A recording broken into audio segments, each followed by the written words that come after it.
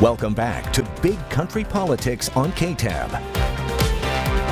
Well, hello and welcome to this week's Sunday Conversation here on Big Country Politics. I'm Manny Diaz. This week our special guest is Glenn Hill, Superintendent of Schools at Paint Creek ISD in Haskell County. Glenn, thanks so much for stopping by today. Absolutely.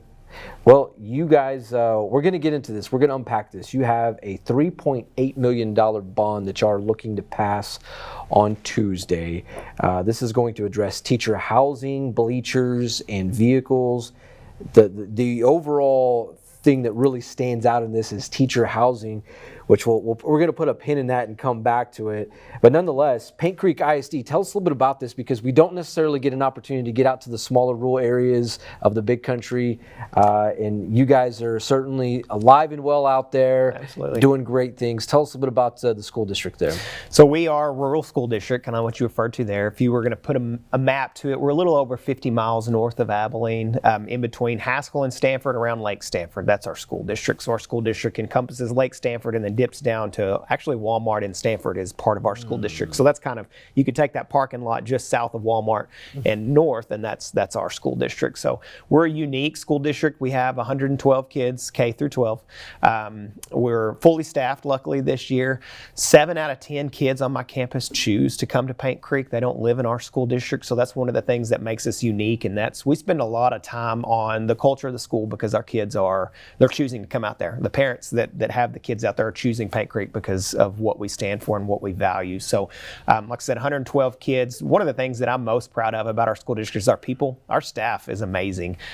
You can, if you're a data person, look at the STAR test, look at accountability scores, and we knock it out of the park. The state average, I mean, that's kind of below where we are in every single one of those categories, and it's my people. It has nothing to do with me. I get to sit back and look like I know what I'm doing, but it's my people, it's my teachers, and they're rock stars. I mean, we just celebrated TEA isn't officially going to name schools, A schools, B schools, C schools this year because of the lawsuit that's going on, but we ran the data to see where we'd fall, and we would have scored an A school last year, which is huge, especially for a school district our size. And so that's all our staff. That's 100% of what it is. So you hear me preach that all the time, but that's what makes Paint Creek what it is the staff. You mentioned 7 out of 10 students are transfers. That's when we break it down, that's roughly about 70%. Yes, sir.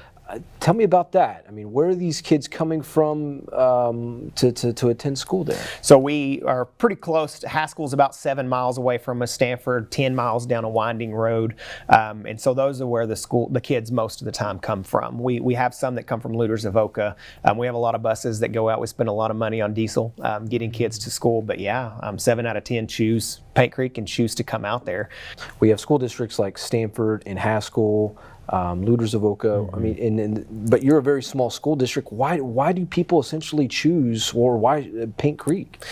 Well, a lot of it comes down to the small class size, and they want to be in a small class size, but I think a lot of it's the teachers. They understand that our teachers are rock stars, and they want them to be a part of that. And that success that we've had comes from the teachers, and our parents want to put their kids in front of our people. School district aside, we're seeing a lot of talk about school vouchers in Texas. We always hear about the inner city, but we've yet to really have a conversation with a rural area superintendent from a school district like your size.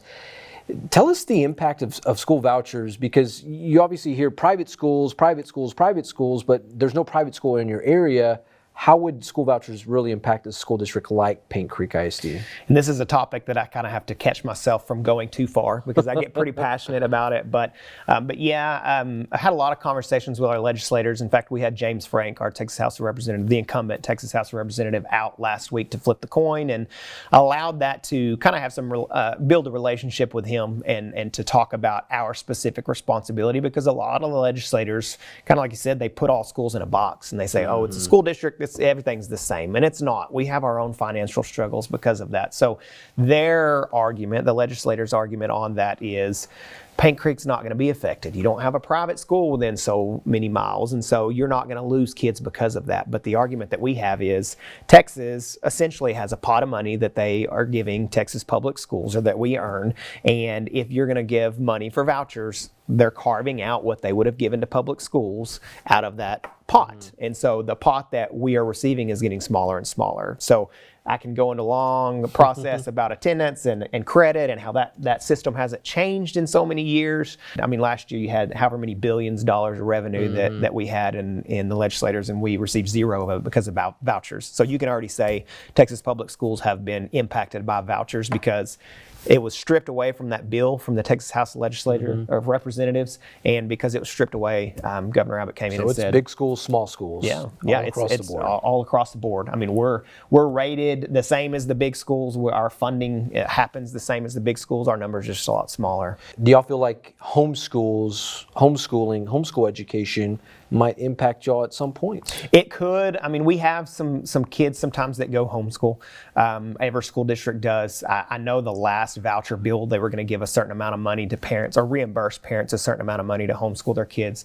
I don't think that side, unless that funding changes largely, I don't think that side of it would really affect it, but who knows how much money they could tie to homeschools now that they probably have the votes to get vouchers passed. So we do lose some to homeschool, but most of the time they end up coming back. Or what we've seen this year is a lot of kids that went homeschool from other school districts come and want to see what we have going on, and they enroll in our system. So it could have an impact just because, again, it's all coming from that same pot of money. All right, we're going to take a quick commercial break, but when we come back, more with Glenn Hill, Superintendent of Schools at Paint Creek ISD. We're talking about their $3.8 million bond. It may not seem like much for just a regular sized school district, but Paint Creek ISD, not very big. They're looking to address teacher housing, a big part of this in all this. That and more after the break. Welcome back to Big Country Politics on KTAB. Well, welcome back to Big Country Politics. This is our Sunday conversation. This week our special guest is Glenn Hill, Superintendent of Schools at Paint Creek ISD in just north of Abilene in Haskell County. Mr. Hill, we were talking, a little bit about your school district. It's not very big, roughly about 112 students, K through 12, yes, plus sir. or menos. Tell us a little bit about this bond, Proposition A. It's $3,886,000 or $886 and $1 on that. A good portion of this is going to go to teacher housing. It's going to go to teacher housing, bleachers, and vehicles, but a good portion of that to teacher housing. How much are y'all in need of something like this? So kind of on the school funding note that you visited with a little bit ago, Paint Creek ISD, we're a recapture school district, so we send some money back to the state of Texas because we're considered rich. Even though we're considered rich by the state of Texas, just like most other school districts the past couple of years, we've passed a deficit budget as well. So the money that we have to maintain our schools, to open the doors, to turn the lights on, and to pay teachers, it's that same pot of money, and so that's not growing. That formula hasn't changed. The amount of funding to Texas public schools hasn't changed.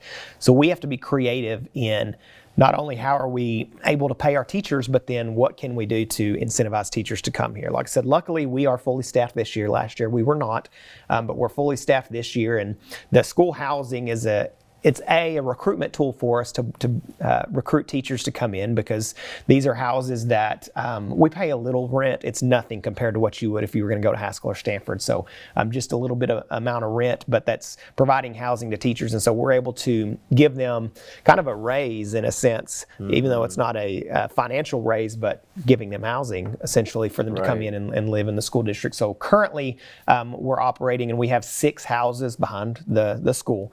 2 of those in the last bond were modular homes that were moved in. The other 4 were moved in the 50s. So you can imagine the condition, but then you can also imagine how much money we're pouring into those houses just to keep them standing. And that money comes from the money we could be using to pay teachers, to fuel, to turn the lights on, for fuel, those different things. So that's really the whole motivation behind it is making sure that we're able to have this recruitment tool. Right now it's to retain teachers. I want to keep what I have. I don't want to bring any more in. I just want to keep what I have, because we have the best staff out there in the state. Essentially, like I said, we have 4 houses right now that we're wanting to demolish, and the the purpose of this bond is to demolish those 4 and build back 5. So we could have 7 total, because you have those 2 modular homes behind the school still to gain a house, but then have these new houses, which are great for recruitment and retaining teachers, but then also the amount of money we're pouring into them right now. Sure. With brand new ones, you wouldn't have to be doing that to maintain.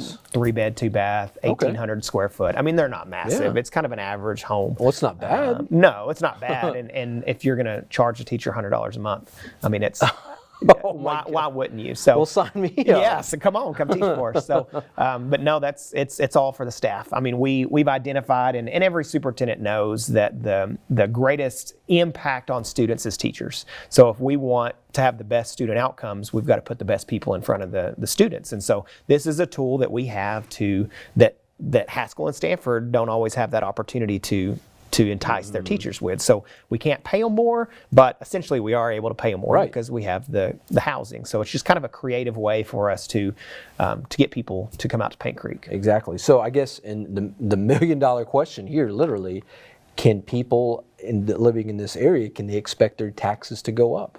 So there's no anticipated tax increase. Our INS tax value with the wind farms and the solar farms is pretty magnificent right now. And so we're able to do this by keeping the tax rate what it is. So this past fiscal year, we defeased our tax rate to keep it where it is, our INS tax rate to keep it where it is. It's a little bit higher than what the state recommended, but we did that to either A, pay off the bond early, or B, anticipation that this bond passes that we're going for right now, and if it passes, then it stays the same. So the goal right now is that tax rate doesn't increase.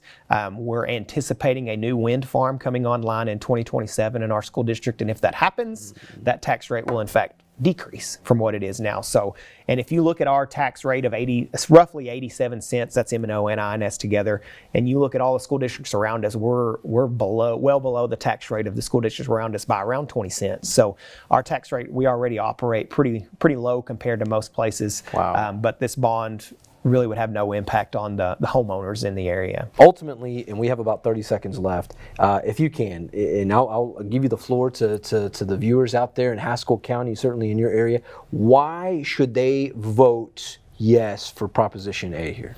So, like I said, it all comes down to student outcomes, and we're wanting to create the best environment possible for our kids, and to do that, we're trying to recruit the best teachers possible. And so this is a creative way that we use that to recruit teachers, and to get the best people in front of the kids, and ultimately that's what it comes down to. Yeah.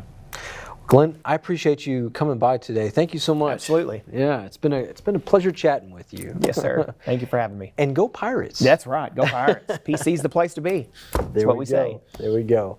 All right, for Mr. Glenn Hill, Superintendent of Schools at Paint Creek ISD, I'm Manny Diaz. This has been another Sunday Conversation right here on Big Country Politics. We'll see you next time. God bless.